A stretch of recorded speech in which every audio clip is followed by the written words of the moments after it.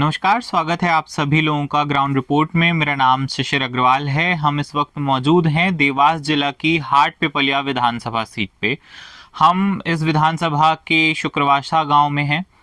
यहाँ एक तथाकथित एनजीओ है जिसका नाम हाउल है। यह हाउल क्या है, क्या यह एनजीओ है?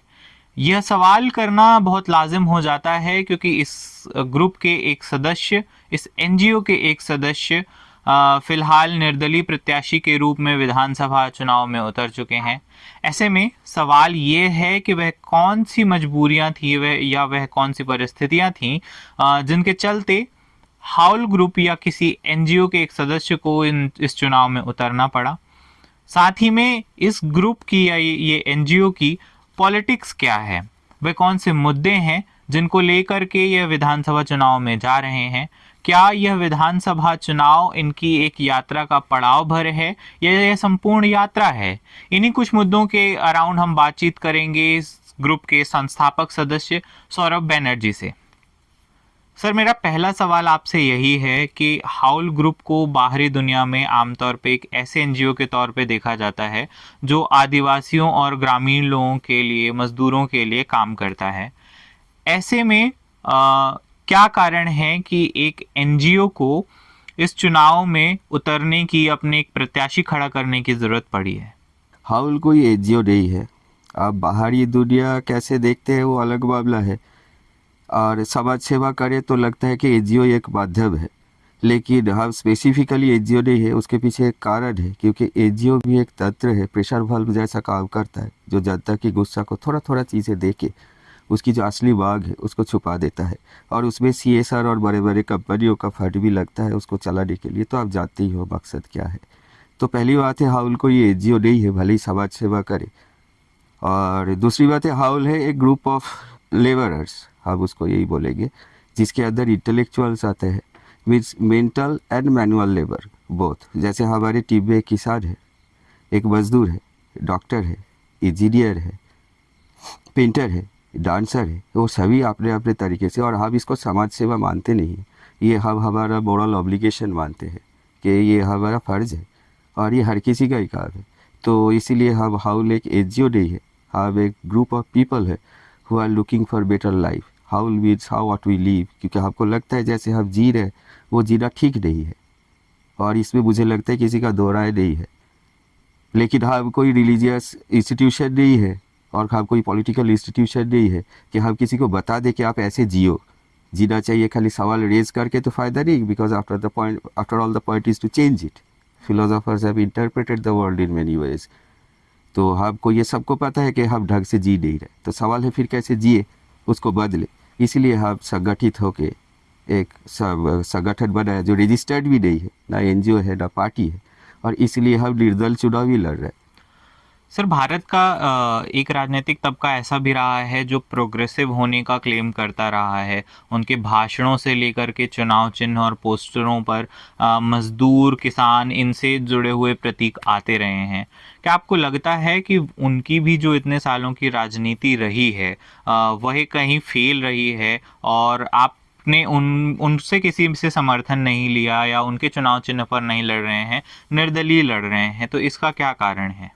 आपने जो बागें उठाई, ये वेरी फंडामेंटल बेसिक बागें जो उठाया है, और ये पार्लियामेंटरी पॉलिटिक्स में या इलेक्टोरल पॉलिटिक्स में इस मुद्दे के साथ लड़ रहे, ऐसा कोई मुझे दिखा नहीं।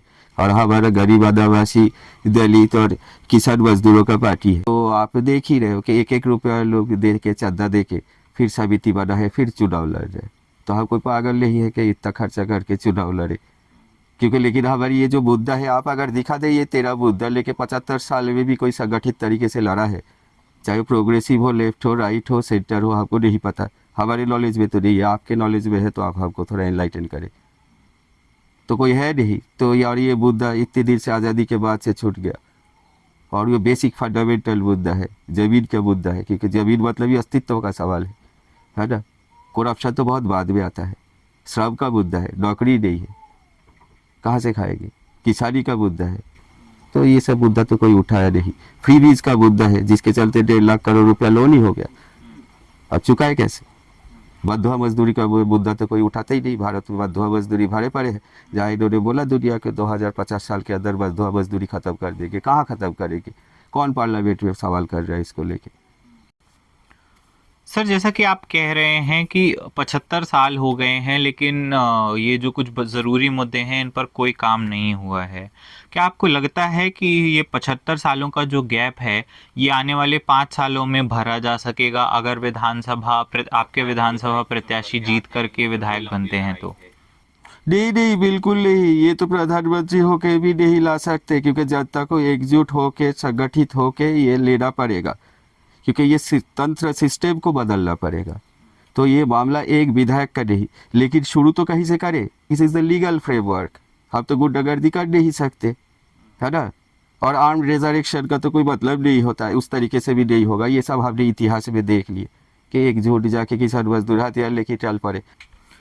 तो सर जैसे कि आप कह रहे हैं, मैं जानना चाहूँगा कि हाउल ग्रुप की आप लोगों की क्या कोई लॉन्ग टर्म प्लान है, या फिर ये जो पूरी कवायद है, जो पूरी लड़ाई है, वो केवल इस विधानसभा चुनाव के जीतने हारने इसके परिणाम तक ही बस सीमित है? बिल्कुल, ये लॉन्ग टर्म मेरा नहीं, ये इतिहास का लॉन्ग टर्म प्लान है, क्योंकि लॉन्ग टर्म से ये भूमिहीन हुआ, तो लॉन्ग टर्म से ही फिर वो क्या बोलेंगे, भूमि का ओनर बनेंगे। तो हम उसको मास मूवमेंट में बदल देंगे। खाली मामला विधानसभा का नहीं है, खाली मामला लोकसभा का नहीं है, क्योंकि एक दो विधायक से क्या कर लेंगे हम? कुछ नहीं। लेकिन जनता का एक पैठ तो होगी, बाकी जनता प्रेरित तो होगी, हर जगह से जनता उठ खड़े होंगे ना, वो समझेंगे ना, ये एग्जाम्पल क्रिएट हो जाएगा ना कि अपनी हक और न्यायपूर्ण हक, कॉन्स्टिट्यूशनल हक, तो हम कॉन्स्टिट्यूशनल फ्रेमवर्क में ही लेंगे।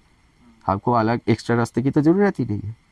सर एक सवाल ये भी आता है कि आप जो बात कह रहे हैं, जो सरकमस्टेंसेस आप बता रहे हैं, वो सारे सरकमस्टेंसेस, वो सारी चीज़ें तब हो सकती हैं जब आपके प्रत्याशी जीत करके विधायक चुन करके आते हैं। लेकिन क्या अगर वह उनकी इस चुनाव में हार होती है तो क्या ये पूरा सफ़र ख़त्म हो जाएगा? ये एक चरण है, ताकि हम जनता के सामने अपनी लीगल तरीके से जो फ्रेमवर्क है, कॉन्स्टिट्यूशनल फ्रेमवर्क है, उसके दायरे में हम लोगों के सामने आ सके। क्योंकि हम जानते हैं कि जनता भ्रष्ट नहीं है, ये हम बिल्कुल जानते हैं ना। प्रशासन भ्रष्ट है तो हम इस तरीके का मीथ के ऊपर चलते नहीं, लेकिन ये तंत्र भ्रष्ट है जिसके चलते इनको भ्रष्टाचारी करना पड़ता है। बाकी आम जनता को तो कहना चाहूँगा, आमला, सरकारी आमला, ऑफिसर, अधिकारी, ये लोग शिक्षित वर्ग है। मैं खुद एक पत्रकार हूँ, मैं जानता हूँ इनके मन के अंदर कितना बेचैनी है ऐसे समाज लेके। वो चाहते नहीं ऐसे समाज हो। आप जाके किसी बड़े अधिकारी के क्यों पूछिए, ये जो IAS IPS ऑफिसर होते हैं, ये अच्छे खासे शिक्षित व्यक्ति है, इनके चलते देश चलते हैं। लेकिन इनको जिनका सुनना पड़ता है, ये उनको पसंद नहीं है, मूर्ख लोग हैं, इनको दुनिया का नहीं पता। तो हम बोलेंगे कि हम फिर से नए तरीके से सोचें, ये हमारा संस्कृति है, हम उस हिसाब से सोचें कि कैसे हमको जीना चाहिए, और हमको तो एक नया ऑल्टरनेटिव खड़ा करना ही है। तो फिर कहीं ना कहीं से तो हम शुरू करें, छोटे से ही तो बड़ा होता है। तो हम सबको कहेंगे कि हमारी विचारधारा को सुने, जाने, और ये सब जो जितना सुनेंगे उनको सबको पता लगेगा कि उन सब की ज़िंदगी के साथ जुड़े हुए मुद्दा है। क्योंकि हाँ, पहली बार एक थर्ड ऑल्टरनेटिव है, जो एक्चुअली थर्ड आज के डेट में ऑल्टरनेटिव है, लेकिन हमको पता है ये कोई ऑल्टरनेटिव नहीं, यही प्राइमरी हो जाएगा कल। क्योंकि हमारे मुद्दा सारे प्राइमरी है, और ये सबके ज़िंदगी के साथ है। क्योंकि हम जात पात, धर्म, ऊंची नीची, इन सब के ऊपर उठ के बात करते हैं। सारे संवैधानिक जो मूल्य है उनके ऊपर बात करते हैं। आप देखिए ना, प्रीएम्बल पढ़ के आज के डेट में एक भी लागू नहीं होता। लेकिन क्या शिक्षित वर्ग वो जानते नहीं है? जानते हैं, लेकिन मजबूर है, कहीं ना कहीं डरते हैं, कहीं ना कहीं दबा हुआ है, कहीं कहीं नौकरी की बात है, ज़िंदगी की बात है, गुंडाराज की बात है। आप कोई तो ठोक के बोले तो हम बोल रहे, और मुझे उम्मीद है कि जनता सुनेंगे, बात को समझेंगे और वो साथ देंगे। और जिस दिन वो साथ दिए, अब सबकी ज़िंदगी सुंदर होगी।